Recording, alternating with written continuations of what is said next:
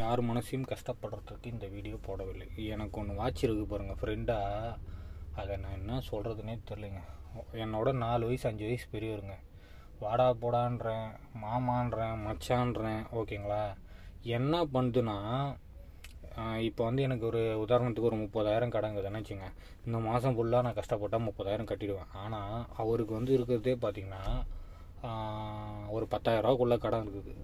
ஒரு 30 டியூட்டி ஓட்டினா கூட ஒரு நாளைக்கு 700 இல்லை 800 வச்சா கூட எவ்வளோ ஆச்சுங்க? 28,000 இல்லை ஒரு 30,000 வச்சிங்களேன். ஒரு மாதத்துக்கு சாப்பாடு செலவோட 30,000 அவர் சம்பாதிச்சாராம். சாப்பாடு செலவு இல்லாமல் 30,000 சம்பாதிச்சா, சாப்பாடு செலவு இல்லாமல் ஒரு 25,000 வச்சிங்களேன். ஒரு மாதத்துக்கு ஒரு 10,000 டியூ கட்ட முடியாது அவரால், கண்டிப்பாக கட்ட முடியல. ஆனால் எப்போ ஃபோன் பண்ணாலும் எனக்கு காசு கொடு, 5,000 இங்கே வாங்கி கொடு, 10,000 அங்கே வாங்கி கொடு, இதே தான் கேட்குறாரு தவிர எனக்கு கடை இருக்குது, எனக்கு ஒரு ஹெல்ப் பண்ணலாம். உங்ககிட்ட இருந்தால் காசு வாங்கிட்டு போயிடுவார். என்கிட்ட இருந்தால் இப்போ காசு வாங்கிட்டு போயிடுவார். ஆனால் என்கிட்ட காசு இல்லைன்னா என்னை வந்து எப்படி பேசுவார் தெரியுமா?